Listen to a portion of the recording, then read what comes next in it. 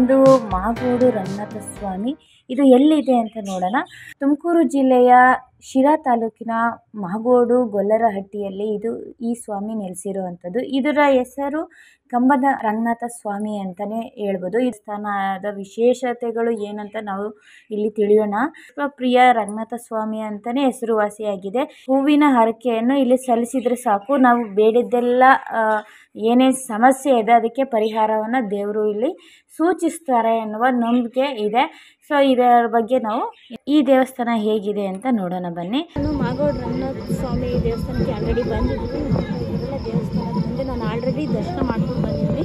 ಇಲ್ಲಿ ಅಮಾವಾಸ್ಯೆ ಪೌರ್ಣಮಿಗೆಲ್ಲ ತುಂಬ ಜನ ರಶ್ ಇರುತ್ತೆ. ಇಲ್ಲಿ ಸ್ಟೇ ಮಾಡಿ ಮಲ್ಕೊಂಡಿದ್ದು ಮಾರ್ನಿಂಗು ಅವ್ರವ್ರ ಮನೆಗಳಿಗೆ ಹೋಗ್ತಾರೆ.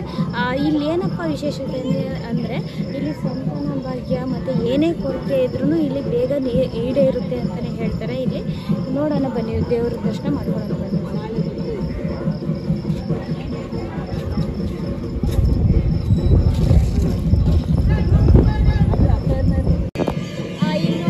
ದೇವಸ್ಥಾನದಲ್ಲಿ ಮುಂದೆ ಭಾಗದಲ್ಲಿ ಬರ್ತೀನಿ.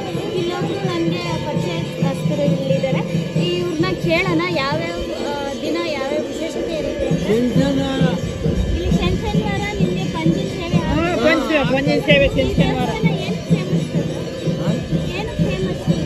ಏನೇ ಮಕ್ಕಳು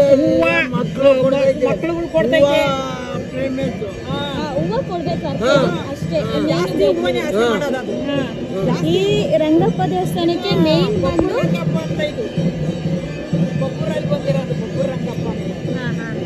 ಹೂವಿನೇ ದಾಸೆ ಮಾಡೋದು. ಮಕ್ಳ ಫಲ ಕೊಡ್ತೈತೆ, ಕಷ್ಟ ಹೊಡಿತೈತೆ. ಜಾಸ್ತಿ ಮಕ್ಳಿಲ್ದಾರಿ ಮಕ್ಳ ಫಲದ್ದೇ ಜಾಸ್ತಿ ಯಾಕೆ ಎತ್ತಿತ್ತೈ ಬಂದು ಯಾವಾರ ಮಾಡ್ಬೇಕು. ಅಂದ್ರೆ ಅಮಾವಾಸ್ಯೆ ಪೌರ್ಣಮಿಗೆಲ್ಲ ತುಂಬಾ ಜನ ಜಾಸ್ತಿ ಜನ ಎಲ್ಲ ಇರ್ತಾರೆ. ಇಲ್ಲೆಲ್ಲ ನೀವು ನೋಡ್ತಾ ಇರ್ಬೋದು, ಮಲ್ಗಕ್ ಕೂಡ ಅಷ್ಟು ಜನ ಜಾಗನೇ ಇರಲ್ಲ. ವಾರಾಣದಾಗೆ ಜಾಗ ಇರಲ್ಲ. ಸರಿ, ಇವಾಗ ದರ್ಶನ ಮಾಡ್ಕೊಂಡು ಬರೋಣ ಬನ್ನಿ. ಇವಾಗ ಪಂಜಿನ ಸೇವೆ ಆಲ್ರೆಡಿ ನಡೀತಾ ಇದೆ. ಈಗ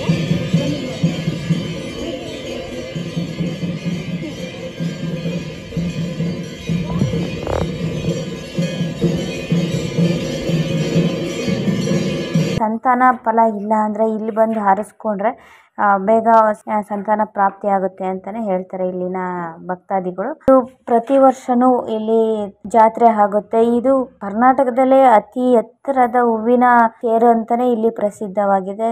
ಮಾಗೋಡು ಶ್ರೀ ಕಂಬದ ರಂಗನಾಥ ಸ್ವಾಮಿ.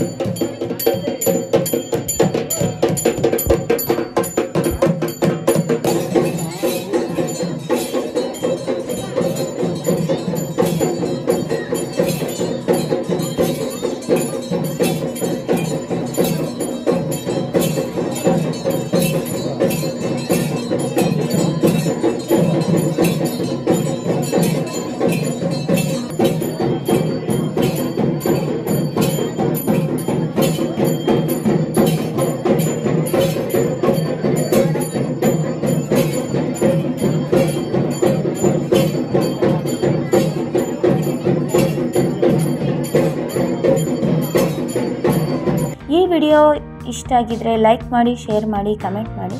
ಮತ್ತು ನೆಕ್ಸ್ಟ್ ಹೊಸ ವಿಡಿಯೋ ಜೊತೆ ಬರ್ತೀನಿ. Thank you.